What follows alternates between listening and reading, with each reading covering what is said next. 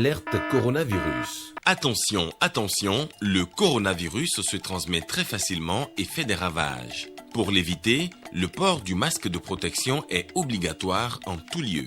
Dans l'administration publique ou privée, dans les réunions, les rencontres, dans les marchés, les magasins, les boutiques et lors des déplacements, le port du masque est obligatoire. Même dans les lieux privés, dès lors que l'on n'est pas seul, le masque doit être le fidèle compagnon. Mais attention, le port de masque de protection ne dispense nullement d'appliquer les autres mesures de prévention, notamment le lavage des mains à l'eau et au savon et l'observance de la distance de sécurité sanitaire d'au moins 1 mètre entre personnes. Enfin, s'abstenir de porter des gants en vue du lavage régulier des mains à l'eau et au savon ou de l'application de gel hydroalcoolique. Pour tout savoir sur l'épidémie du coronavirus au Bénin, rendez-vous sur le site web www.gouv.bj/coronavirus.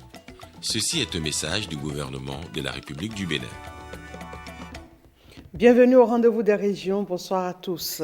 À Parakou, les élus locaux s'approprient le contenu de l'accord spécifique entre les communes et l'Agence nationale d'approvisionnement en eau potable en milieu rural, et c'est à la faveur d'un atelier d'information organisé à leur intention. Le directeur de cabinet du ministère de la décentralisation et de la gouvernance locale a procédé au lancement des travaux. Le point avec Kolawole Boniface Biao. Qui a conduit. Les maires des communes des 4 départements du Septentrion sont ici mobilisés. Celui de Parakou accueille officiellement ses pairs. Merci d'avoir choisi la commune de Parakou pour abriter cet atelier.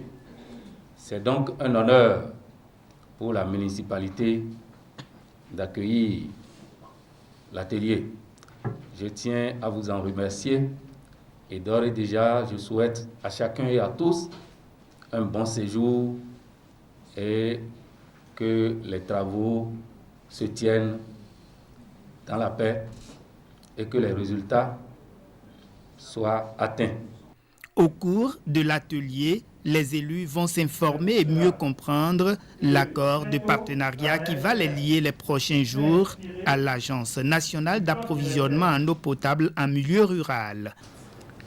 La séance qui s'ouvre ce jour, lundi 9 novembre 2020, se penchera sur des questions pertinentes qui concernent la professionnalisation de l'exploitation, l'entretien et la maintenance de ces systèmes par le recours au partenariat public-privé afin d'assurer ainsi la pérennisation des services d'AEP en milieu rural. Les préfets de l'Atakora Donga, Alibori et Borgou se réjouissent de cette initiative du gouvernement. La signature d'un accord de partenariat entre les communes et l'Agence nationale d'approvisionnement en eau potable en milieu rural est à saluer. Ce partenariat qui permettra d'accroître la couverture des communes en eau potable contribuera à coup sûr à l'amélioration de la santé des populations et au renforcement de leur capacité à participer au développement des communes et de la nation. Les autorités départementales lancent un appel aux élus pour une appropriation du projet pour un mieux-être des populations à la base. Dans la mise en œuvre de sa politique nationale de sécurité alimentaire, le gouvernement du Bénin envisage 1 million de tonnes de production risicole à partir de 2022. Et dans le département de l'Alibori, selon les acteurs rencontrés, les conditions naturelles, techniques et financières sont réunies pour la réalisation de cette performance. Et ceci sous l'impulsion des réformes conduites par les agences territorial de développement agricole, entendez ATDA 1 et 2. Suivons le reportage de Wenceslas Awaimon et de Aziz Alagbe pour plus de précisions. Le gouvernement béninois jette son dévolu sur le riz. L'autre culture qui vient également sous peu révéler le Bénin agricole au reste du monde. La recherche confirme les atouts naturels que sont la pluviométrie et la qualité des sols favorables dans plusieurs régions. Dans la zone de Kandi, nous avons en potentialité la terre. Mieux, il y a des zones hydromorphes où si on veut, on peut contrôler l'eau. pour pouvoir cultiver le riz. Par exemple, dans la zone où nous sommes ici, c'est une zone hydromorphe. L'eau ne s'installe pas. Donc j'ai pris le temps de faire des digues pour conserver l'eau, pour pouvoir faire la production de riz. Vraiment, le climat est favorable, surtout dans la commune de Molenville. Si on a une variété aujourd'hui, Nerical 4, là, ça répond à tous les sols. L'avènement des ATDA vient mieux outiller les acteurs de la filière riz, élevant ainsi les rendements. L'accompagnement des ATDA, de la DDAP, c'est-à-dire chaque fois ils sont derrière nous. Et ils nous expliquent quelle est la faisabilité, surtout au niveau de rendement. Maintenant, les itinéraires techniques, là, il n'y a pas un producteur dans la commune de Molenville à qui vous posez la question, à savoir les itinéraires techniques qui sera incapable de vous lister. L'accessibilité aux intrants de qualité et à moindre coût en est une preuve. L'ATDA était venu faire une formation ici pour la production de riz, sur la production du riz. Et il nous avait promis qu'on aura la semence et l'engrais. Effectivement, les gens ont envoyé l'engrais pour le riz. Et c'était subventionné. Tous les intrants que le gouvernement nous accompagne avec sont de bonne qualité. À savoir, on avait perdu une variété d'herbicides là, qu'aujourd'hui qu'on a récupéré. Le riz de contre-saison, s'il est encore un rêve pour quelques riziculteurs isolés, ce type de culture est une réalité pour bon nombre qui s'en approprient, une option qui vient booster davantage les rendements. Dans la commune de Molenville, aujourd'hui, nous sommes dans une phase préparatoire actuellement pour le riz de contre-saison. Les gens ont commencé par faire les pépinières. Aujourd'hui, il a la culture contre-saison qui battait son plein à partir du mois de décembre. Maintenant, les gens sont dans les préparatifs. À Kandi, ici, on a une seule saison. Maintenant, si on a trouvé les robinets, les puits pour faire le champ, ça va nous faire plaisir. Tout le temps, on doit faire le riz. Resté en dessous de 250 000 tonnes jusqu'en 2010, la production rizicole fait d'excellents bonds depuis quelques années sous l'effet des réformes. 1 million de tonnes, c'est la production envisagée pour 2022. Les engagements que le gouvernement a pris à propos de la production de riz, c'est vraiment réalisable. Moi seul, je suis en mesure de produire 15 tonnes cette année seul. Donc si on a déjà 1000 dans la zone de Kandi, vous voyez déjà ce qu'on peut produire. L'apport des partenaires spécifiques de la filière vient elle aussi améliorer les résultats escomptés.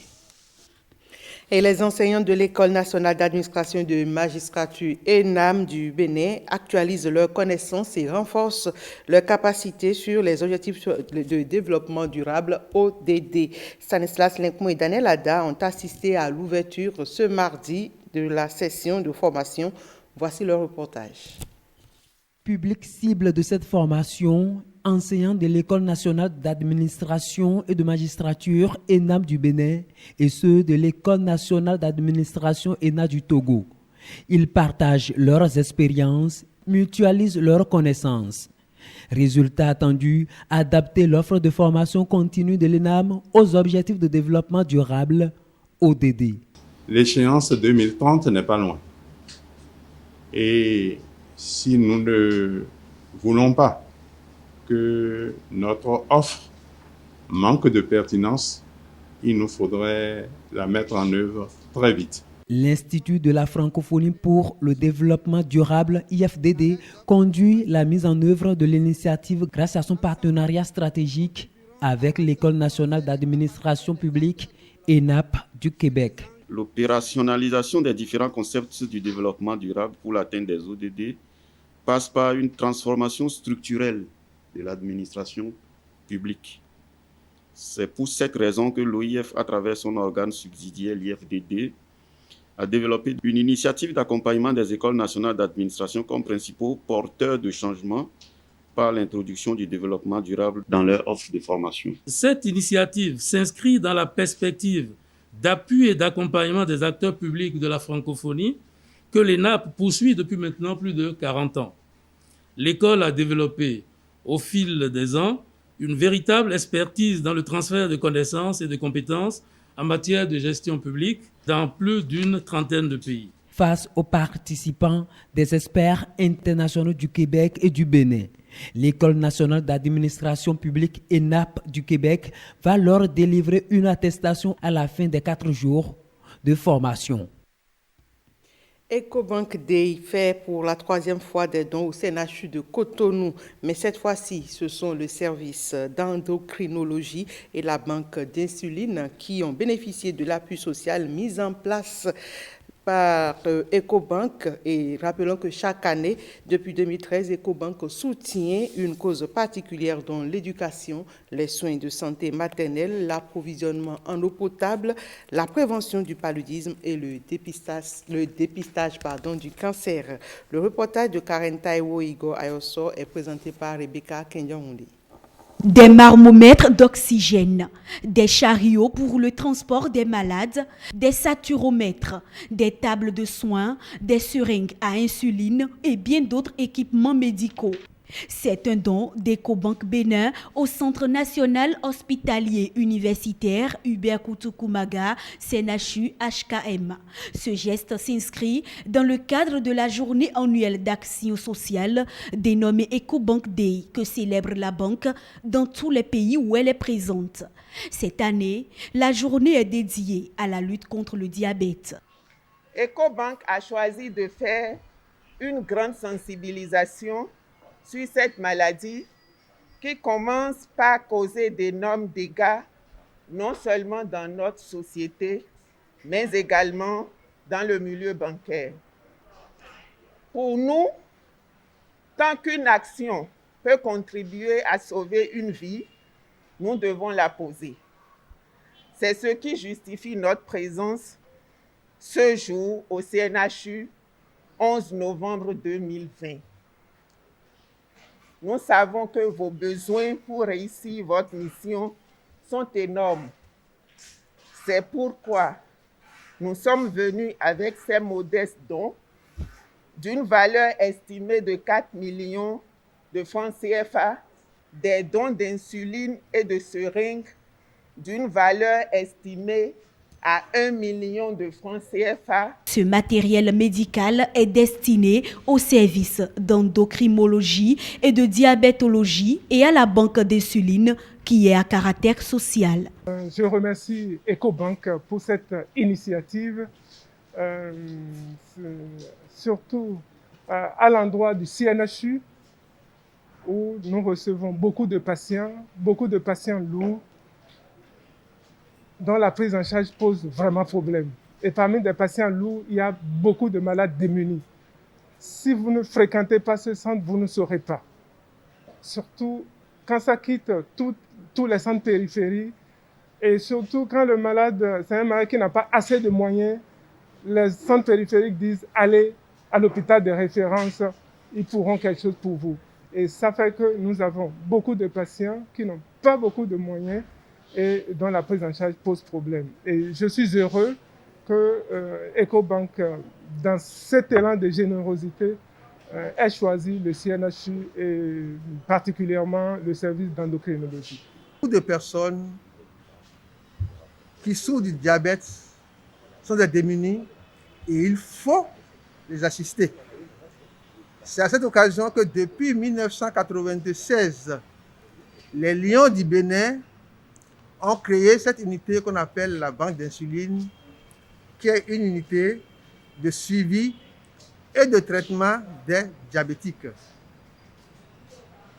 Les Lions sont très heureux qu'aujourd'hui, EcoBank puisse penser à eux pour leur faire ce don qui servira à ces malades. À travers cette action, EcoBank joue sa partition dans la lutte contre le diabète au Bénin, une expression de sa dimension sociale. Alerte coronavirus. Attention, attention, le coronavirus se transmet très facilement et fait des ravages. Pour l'éviter, le port du masque de protection est obligatoire en tout lieu. Dans l'administration publique ou privée, dans les réunions, les rencontres, dans les marchés, les magasins, les boutiques et lors des déplacements, le port du masque est obligatoire. Même dans les lieux privés, dès lors que l'on n'est pas seul, le masque doit être le fidèle compagnon. Mais attention, le port de masque de protection ne dispense nullement d'appliquer les autres mesures de prévention, notamment le lavage des mains à l'eau et au savon et l'observance de la distance de sécurité sanitaire d'au moins 1 mètre entre personnes. Enfin, s'abstenir de porter des gants en vue du lavage régulier des mains à l'eau et au savon ou de l'application de gel hydroalcoolique. Pour tout savoir sur l'épidémie du coronavirus au Bénin, rendez-vous sur le site web www.gouv.bj/coronavirus. Ceci est un message du gouvernement de la République du Bénin. Retrouvez ce 19h sur notre plateforme www.wtb.bj. Merci mesdames, messieurs, bonne suite de nos programmes.